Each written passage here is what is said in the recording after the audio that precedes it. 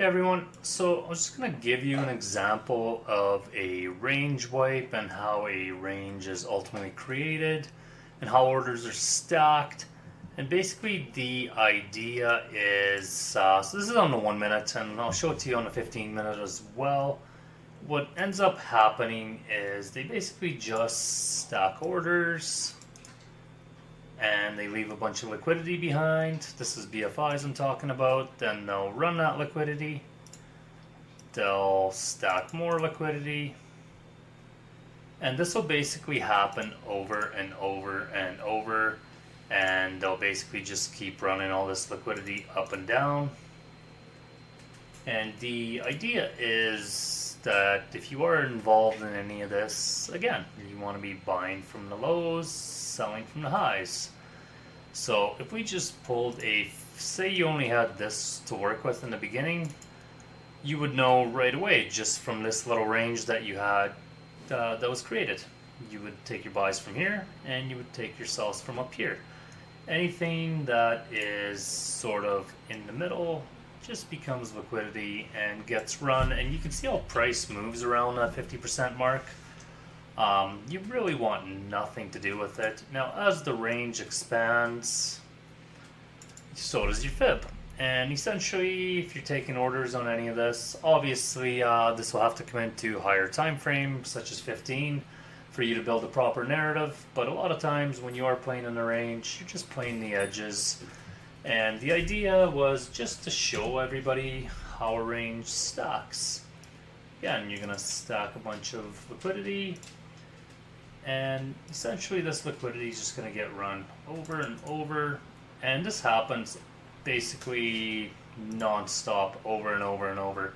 They just keep creating ranges, they keep wiping ranges, and this is ultimately how BFIs stack their orders. Now, I could pretty much go on with this forever. I think I've kind of shown you guys enough examples, you get the point. Now, if I was to pull a 15-minute order block, you'd basically have an order block up here that initiated lower prices. In this exact scenario, I believe price is bearish on the higher time frame.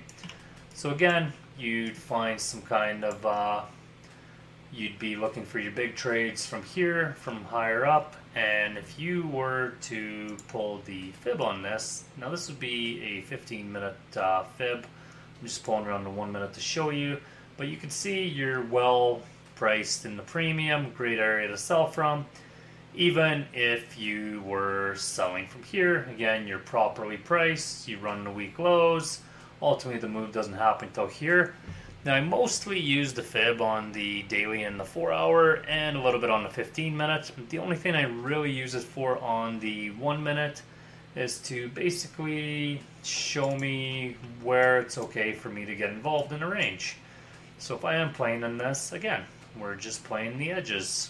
And once you train your eye, you won't really need the fib so much because you'll just know where the middle is.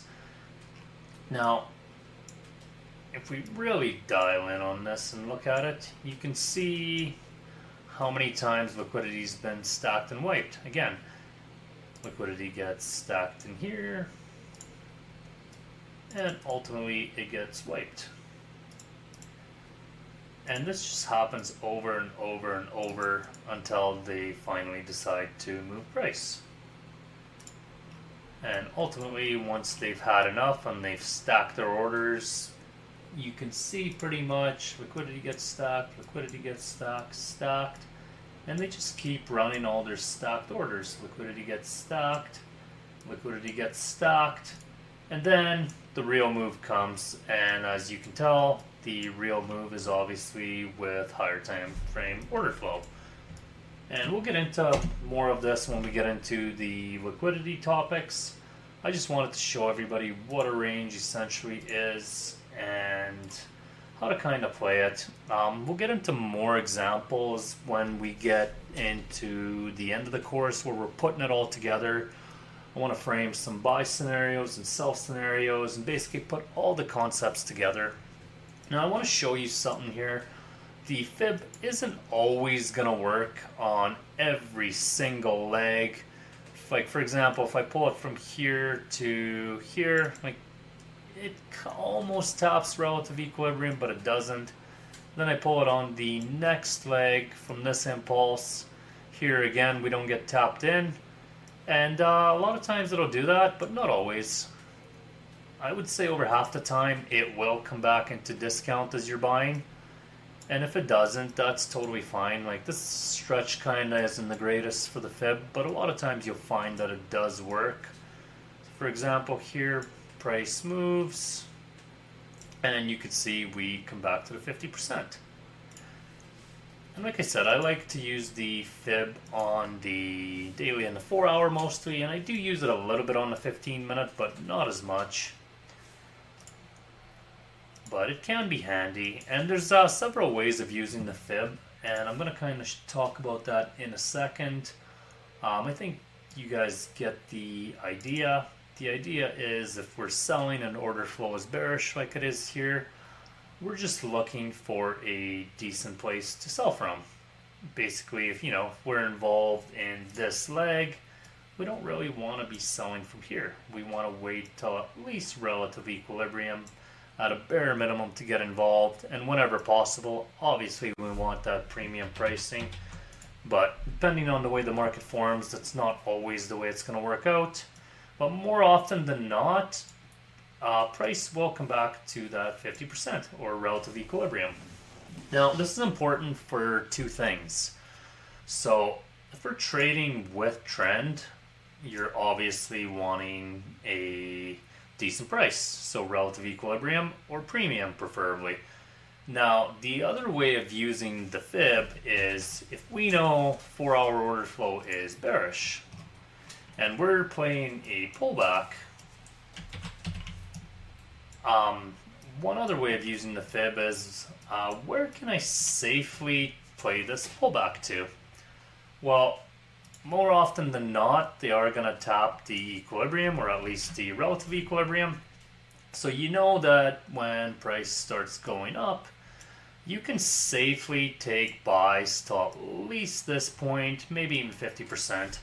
As price gets past that 50%, you know that more than likely the 4 hour trend is going to take over, and that maybe it's not a good idea to keep buying once price is past this point, and maybe it's time to start looking for sell ideas again as price has achieved relative equilibrium, and now we can start at resuming higher time frame order flow.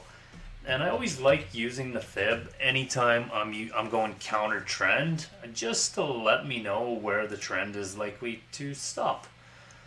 So even if we just jump on the 1 minute quick, which is going to be your execution time frame, a lot of times,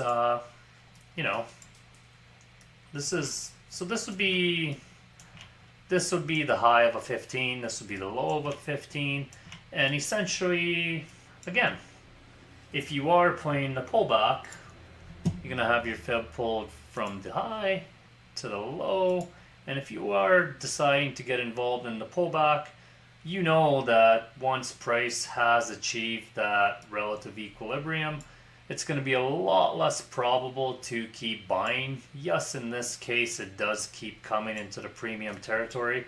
But if you're still taking buy orders in here in a bearish scenario, more often than not, you are going to get, you're going to lose money. So it's best to always be involved down here. And as price gets up higher, we're just going to wait for order flow to shift and higher time frame order flow to resume. So here we basically, if you were to frame this, this would be your 15 order block. And basically your very premium price, order flow is bearish. You could say this is a weak low, and that would be your target to run. Now, what you're looking for is essentially a change of character to let you know the market is shifting and order flow is going to resume. Here you have a last sort of a demand level that put in a new high. And we will get into this stuff in a little more detail, but I just basically want to show you guys how to use premium and discount to frame a trade. It might give you guys an idea of what's to come too. So we have a change of character on the top, and we have a change of character on the bottom. And all a change of character is essentially you took the highs and lows, you wiped the liquidity. Now, you're very well priced, so in this case, you have a demand level here that sort of fails. And the area that causes the failure is ultimately something in this zone. And we'll get to all this in more detail. And essentially what you're doing is just selling in premium. And you're following order flow. Now, you could partial this out sooner if you want, but more often than not, we can frame a trade based on higher time frame order flow. And this is a 17R. This trade is properly priced. You're in premium pricing. You're following higher time frame order flow that is bearish. So it is much higher probable that you'll make money taking sells. And that's all I really like using the fib for. So if we're playing the pullback, up to the 50% is safe. Anything beyond that, if you are taking buys when you're counter trend, make sure you manage really quick, basically get risk out of the market, and we'll cover that as well. But that's basically all the fib is used for. Don't overthink it too much, and it's not going to work every time, but most of the time the fib will help you set up good trades. You can also, depending how your management and your psychology is, you can even make a rule that you're not going to take a trade unless all your confluences align. Or as you get more experience and you start viewing the market different, you may choose to only use the fib on the higher time frame or only as a guideline. But as a beginner, I would just recommend giving yourself the highest probability setups so that you can have a high probability of winning. You don't need to be in every trade, you just need to be in every high quality trade that's got a higher probability of going. So I'm not really going to keep beating this topic over and over. I think you guys get the point. As we get into other sections of this course, you'll kind of see how the fib integrates into the whole system. And whether you choose to use it or not is completely up to you. But I promise you it'll save you a lot more losses if you do choose to use it than the wins that are going to go without you. Yes, you'll miss trades, but you'll miss way more losses than wins, so it's not a big deal. This is a long-term game. Anyway, I'll see you guys in the next video.